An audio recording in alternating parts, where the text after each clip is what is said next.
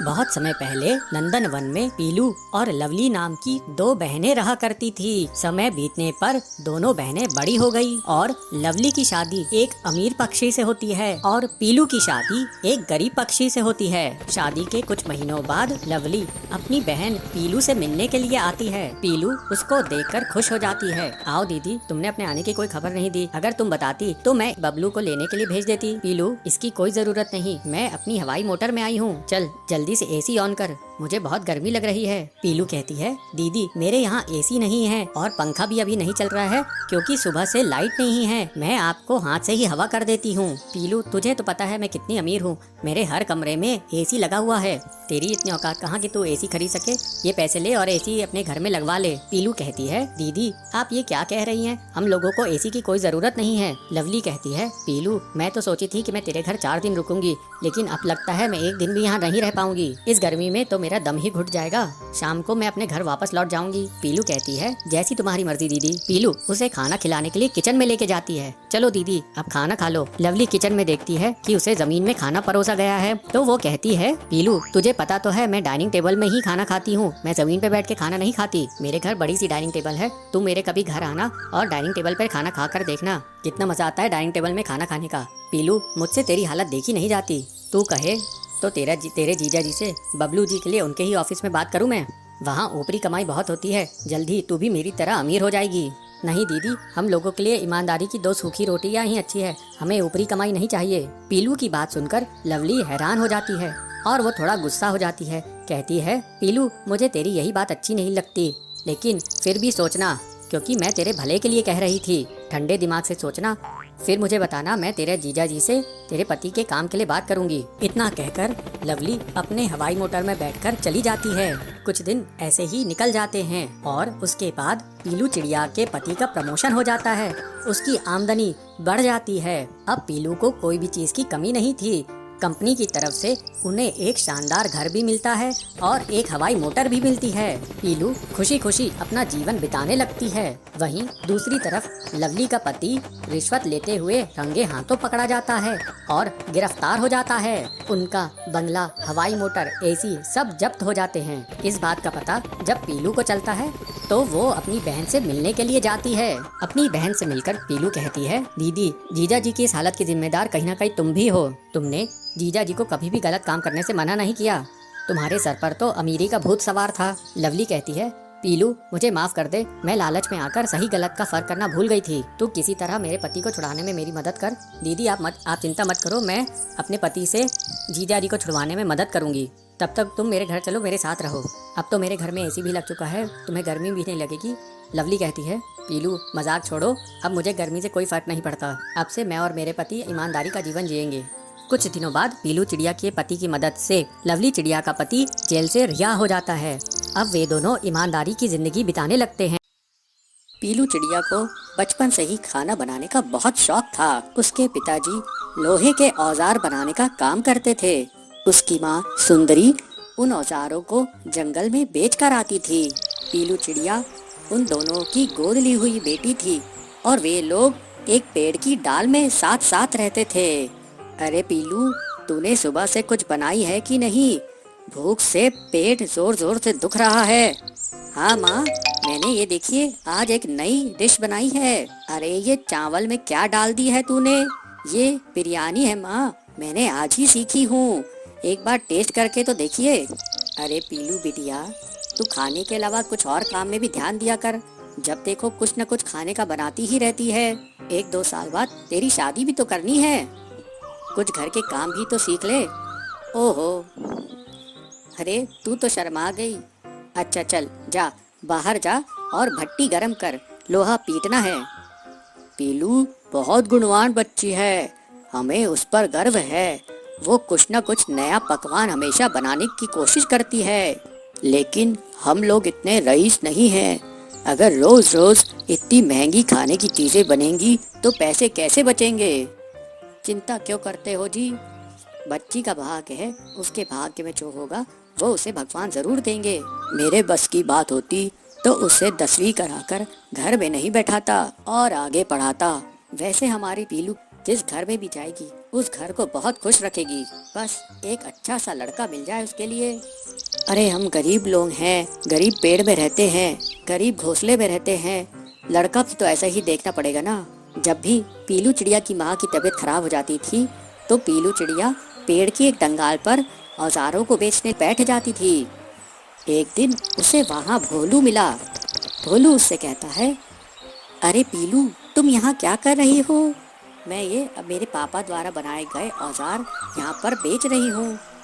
ये औजार क्यों बेच रही हो? ये हमारा पेशा है भोलू। तुम तो पढ़ने में इतनी अच्छी थी, फिर ये काम क्यों कर रही हो? मेरे पिताजी ने मुझे 10वीं पढ़ा दिए, वही हमारे लिए बड़ी बात है। वैसे भी लड़कियों की उतनी पढ़ाई कहाँ होती है, यही तो हमारी समस्या है, लड़कियों को ज़्यादा पढ़ाते नहीं हैं। खैर ये बताओ तुम रहती कहाँ हो? यहीं पास में ही हमारा घोंसला है। वैसे तुम्हें किस बात का शौक है? मुझे खाना बनाने का बहुत शौक है। अरे तो तुम आलू के पराठे, पिज्जा, बिरयानी, जो भी तुम्हें खाना बनाना आता है वो बना कर बेचो। ये औजार क्यों बना के बेच रही हो? औजार के काम से तुम ज्यादा कमाने लगोगी। पीलू चिड़िया ये सुनकर बहुत खुश हो जाती है। कुछ दिन बाद जंगल में एक तूफान आता है। पीलू चिड़िया के पिताजी उस तूफान में फंस जाते हैं और उनकी जान बाल बाल बचती है। लेकिन इस तूफान की चपेट में आने के कारण उनका आधा शरीर काम करना बंद कर देता है। उनकी पत्नी सुंदरी सोचती है कि कैसे अब आगे घर चलेगा। सुंदरी कहती है, आप चिंता मत कीजिए जी, हम आपको अच्छे डॉक्टर को दिखाएंगे। अरे लेकिन पैसा कहाँ से आएगा?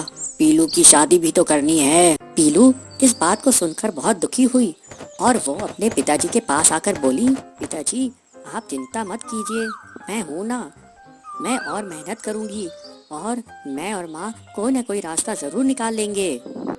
पीलू की बात सुनकर उसके पिताजी कहते हैं, अरे बेटा तू इतनी छोटी है, तू क्या क्या करेगी? पीलू कहती है, पिताजी जब तक पिताजी आप ठीक नहीं हो जाते मैं घर के बाहर आलू के पराठे, पिज्जा बनाकर बेचा करूँगी। अरे पीलू ये काम करोगी तो लोग क्या कहेंगे? पीलू समझदारी से जवाब देती है, पिताजी जब मैं जंगल में औजार बेचती हूँ तब क्या कोई कुछ कहता है? हाँ में हाँ मिलाते हैं। अगले दिन पीलू भट्टी पर पिज्जा बनाती है और अपने माँ पिताजी को कहती है, माँ पिताजी ये पिज्जा एक बार खा के देखिए कैसा बना है।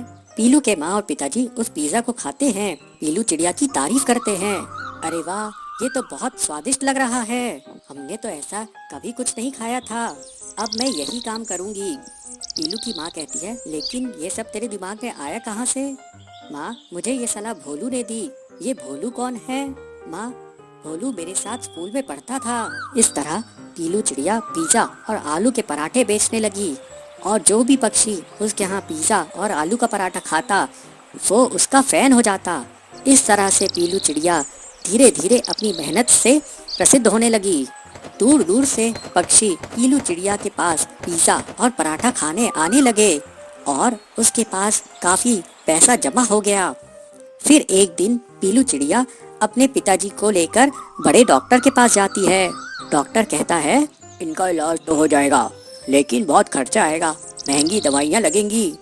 कोई बात नहीं डॉक्टर जी, जितना भी पैसा लगे आप मेरे पिताजी को ठीक कर दीजिए। वाह पीलू तेरे खाने से तो हमारी किस्मत ही बदल गई, अब तू और अब बड़ी दुकान खोल। जैसे जैसे पीलू की आमदनी बढ़ने लगी पीलू और उसके परिवार का रहन सहन भी बदल गया। पीलू अब एक नए घोंसले में रहती थी। एक दिन भोलू उससे मिलने आता है। भोलू को पीलू का परिवार पसंद करता है और इस तरह से पीलू और भोलू की शादी हो जाती है। सुंदर वन में पीलू चिड़िया अपने पति बबलू और अपनी सास के साथ रहा करती थी। पीलू और बबलू एक छोटी सी जमीन पर सब्जी उगाया करते थे और फिर बबलू उन सब्जियों को बाजार ले जाकर बेचता था। एक दिन पीलू चिड़िया अपनी सास के साथ सब्जियां तोड़ने के लिए गई थी। अरे वाह बहू, इस साल तो सब्जी की फसल बहुत अच्छी हुई है। हाँ माँ जी, मैंने और इन्होंने बहुत मेहनत की है तब जाकर ऐसी फसल हुई है। इस बार इतनी सब्जी हुई है कि इन्हें बेचकर हमारे हमारे सारे कर्ज उतर जाएंगे। ये सुनकर उसकी सास बहुत खुश होती है। चल पीलू, जल्दी से हम सब्जियों को तोड़ लेते हैं, पता नहीं कब बारिश हो जाए। सास और बहू जब सब्जियां तोड़ रही होती हैं तो बहुत जोर से बारिश होने लगती है। माँ जी जल्दी चलिए, बहुत जोर की बारिश होगी, बहुत जोर की बारिश हो रही है। हाँ बहू जल्दी चल, बारिश तेज हो रही है, हम नहीं तो हम बीमार पड़ जाएंगे, भीगेंगे तो बीमार पड़ जाएंगे। जब बारिश रुक जाएगी तब आकर बची हुई सब्जियों को तोड़ लेंगे। घर आकर वो दोनों बारिश रुकने का इंतजार करने लगती हैं। इस बारिश को भी अभी आना था, अगर ये बारिश नहीं रुकी तो हमारी सारी मेहनत बर्बाद हो जाएगी। ऐसी अशुभ बात मत कर बहू, चल जा अब तू भोजन बना, बबलू आता ही होगा। सुबह से रात हो जाती है लेकिन बारिश रुकने का नाम ही नहीं लेती और थोड़ी देर बाद बबलू भी सब्जी बेचकर घर वापस आ जाता है। आप और पीलू सब्जियां तोड़ने गई थी, सारी सब्जियां तोड़ ली ना? कम से कम इस बारिश में वो सब्जियां खराब तो नहीं होंगी? अरे कहाँ बेटा, जैसे ही हम सब्जी तोड़ने लगे बहुत जोर की बारिश होने लगी, पूरी सब्जियां हम नहीं तोड़ पाए। हे भगवान, अगर ये बारिश नहीं रुकी तो कल मैं क्या बेचने जाऊंगा? इतनी बारिश में तो सारी सब्जियां सड़ जाएंगी।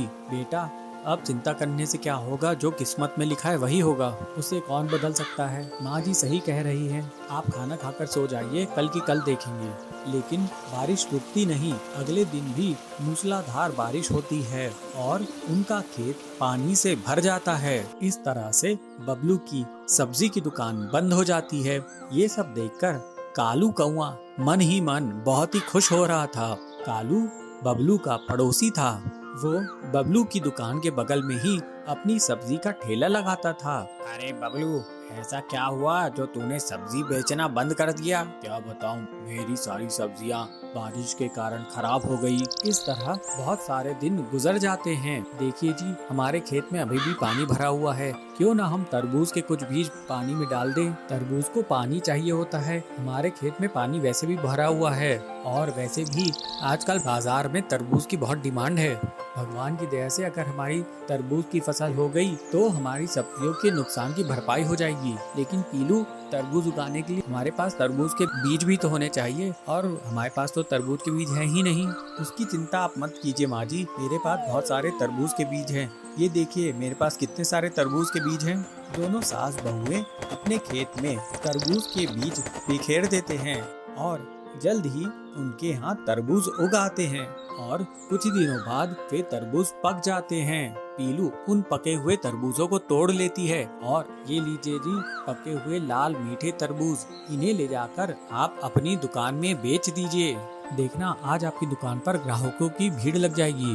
बंटी तरबूज लेकर अपनी दुकान चला जाता है और बंटी के तरबूज धड़ाधड़ बिकने लगते हैं। सिर्फ कुछ ही मिनटों में पूरे तरबूज बिक जाते हैं। बबलू खुशी खुशी घर वापस आता है। देखो माँ, मुझे तरबूज बेचकर कितना मुनाफा हुआ। इन पैसों पर सिर्फ बहू का अधिकार है। हाँ माँ, तुम सही कह रही हो। बबलू वो पैसा पीलू को दे देता है। अब पीलू और बबलू अपने खेत में तरबूज की फसल उगाने लगे और खुशी खुशी अपनी जिंदगी बिताने लगे। बड़ी सी जंगल थी। उस जंगल में नदी के किनारे एक पेड़ पर कबूतर रहता था। उसी जंगल में एक दिन कहीं से एक मधुमक्खी भी गुजर रही थी। अचानक से वह एक नदी में जा गिरी। उसके पंख गीले हो गए।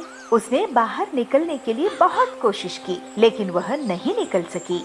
जब उसे लगा कि वह अब मर जाएगी तो उसने मदद के लिए चिल्लाना शुरू कर दिया। अरे कोई तो मुझे बचाओ बचाओ, मैं नदी में गिर गई हूँ, मैं उड़ नहीं पा रही हूँ, मुझे नदी से बाहर निकालो। तभी पास के पेड़ पर बैठे कबूतर की नजर उस पर पड़ गई। कबूतर ने उसकी मदद करने के लिए तुरंत पेड़ से उड़ान भर ली। नदी के पास जाकर बैठने वाली कबूतर सोचती है, अरे इसको कैसे बचाएं? ये तो इत्तू सा मधुमक्खी है। हाँ, आइडिया।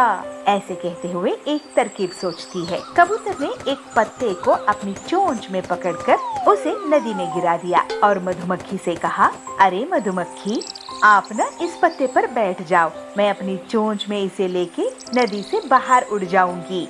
हाँ, आपकी आइडिया तो बहुत ही अच्छी है, आप बहुत होशियार हो, मैं जरूर उस पत्ते पे बैठ के नदी पार करूंगी। वह पत्ता मिलते ही मधुमक्खी उस पर बैठ गई। थोड़ी ही देर में उसके पंख सूख चुके थे। तब वह उड़ने के लिए तैयार थी। इस बात को कई दिन बीत चुके थे।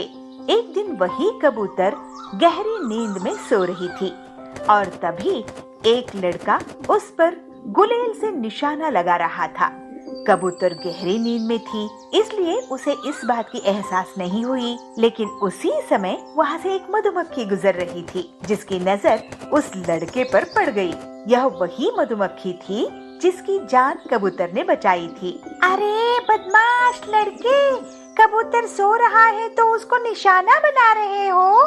देखो मैं क्या करती हूँ। मधुमक्खी तुरंत लड़के की ओर उड़ गई और उसने जाकर सीधे लड़के के हाथ पर डंक मार दिया। मधुमक्खी के काटते ही लड़का तेजी से चिल्ला पड़ा। उसके हाथ से गुलेल दूर जाकर गिरी। अरे बहुत जलन हो रही है, मधुमक्खी ने मुझे काट लिया, अब मैं क्या करूं? कहते हुए रोने लगा। लड़के की रोने की आवाज सुनकर कबूतर की नींद खुल गई थी। वह मधुमक्खी के कारण सुरक्षित बच गई थी। कबूतर को सारी माजरा समझ में आ गया। उसने मधुमक्खी को जान बचाने के लिए धन्यवाद बोली। अरे मधुमक्खी, तुम तो मेरी जान बचाई, वरना इस बदमाश लड़के ने तो मुझे निशाना बना लिया था।